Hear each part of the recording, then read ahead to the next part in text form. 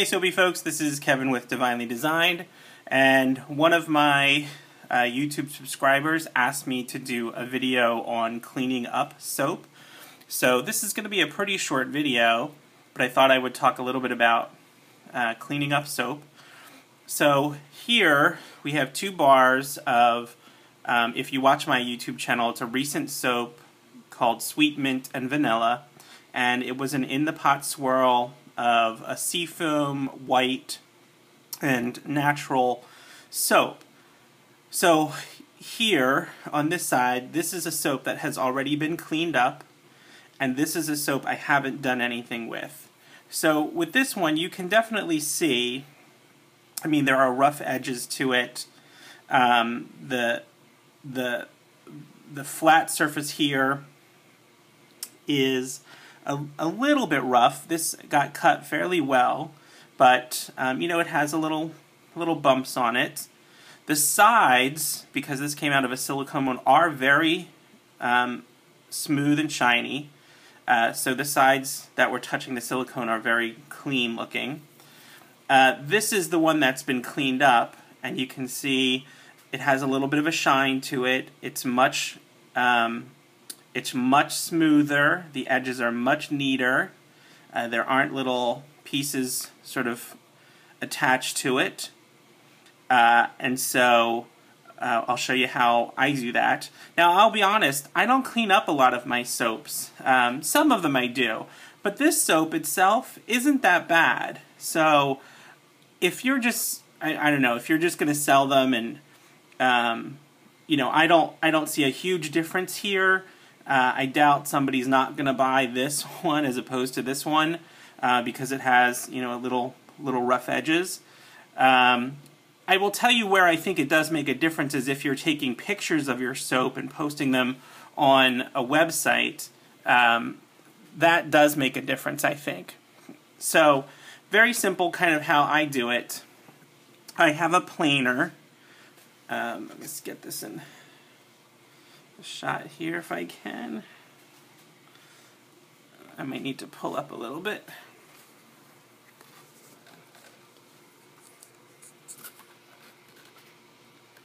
Okay, so the planer itself is just, I bought this online a while ago, and it's just a flat surface with an angle piece here, and it has a blade across this section. Get the kind of that side view of it, and my cat is here sitting with me watching me.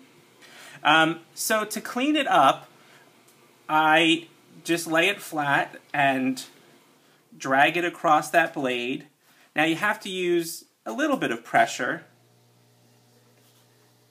and then what that will do is make a nice flat, even surface, and it produces a very thin piece of soap, right? I mean, that's just the shaving of it. You can use these. I've done videos on them where you can kind of save them and dry them and put them in little bath teas, or you could use them as embeds. Cats, come on now. If like you curl them up like this, they make neat embeds for some soaps. So these are, you know, definitely usable. So I do that to both sides. Now this one, these sides are very smooth, so I'm not going to plane those. The top is got mica on it, so I don't want to disturb it too much, but I do have these kind of peaks on the side I'm going to get rid of. So I'm just going to drag those sides over the blade. Now my planer, the blade is very sharp, so you have to be very careful with it. I have cut myself on it more than once.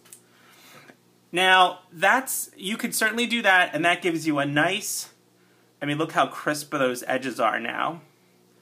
But some people like the beveled look, so to get a beveled look on my planer, you push it on the side, nice and flat, and drag it across like that. And let me see if I can do the other side.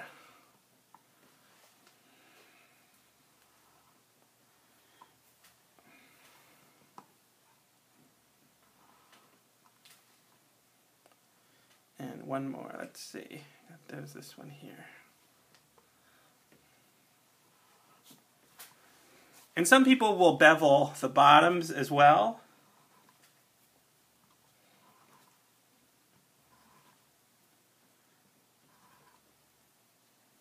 So, let me just clean off my little soap pieces there. Okay. So hopefully you can, it's hard to see probably, but that leaves, maybe if I put the bottom here, you can see it has a little bit of a bevel to it now. Now, my beveler does a very kind of small bevel. I have seen bevelers that do larger ones, but this does give your soap a very neat appearance. Now, the other thing you can do is you can dunk it in water after this point, and that will give you kind of a shiny surface.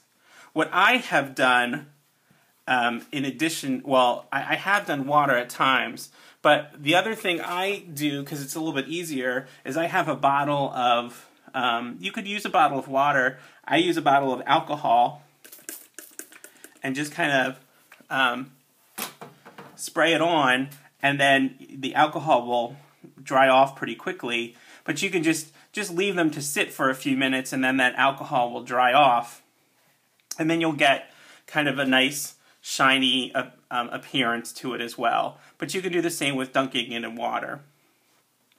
A lot of people skip that step. Kind of depends on the look that you're going for. And the only thing with the water or the alcohol is if you're trying to handle them and you're using your fingers, when the soap is wet like this, you can get fingerprints on it. So you have to kind of be careful how you handle them. What I have done previously is just line them up on a piece of paper and take my spray bottle and spray them so I don't have to touch them, and that will leave them nice and shiny. And just let them sit there until they're completely dry, like overnight if you're using water, and that will give them a nice shiny appearance also. So, okay. That is a very quick video on cleaning up soap and using a beveler. Oh, and I should mention, the other thing you can use, and lots of people I know have, is a potato peeler or a vegetable peeler. And you could do the sides by hand then too. It's hard to do the flat surface with a vegetable peeler, but I have used one to do the sides, and it works fairly well. Again, they're very sharp, so just be careful when you're using it, but they work pretty well. I was going to see if I have mine here somewhere. I don't know where I put mine right now, but yeah, those work just as well. So, okay, that's it for a quick video on cleaning up soap. If you like this video, click that thumbs up button. If you are not subscribed to my channel, click on that subscribe button and check back here for more soapy and crafty videos at Divinely Designed. Thanks very much. Have a great day, everyone.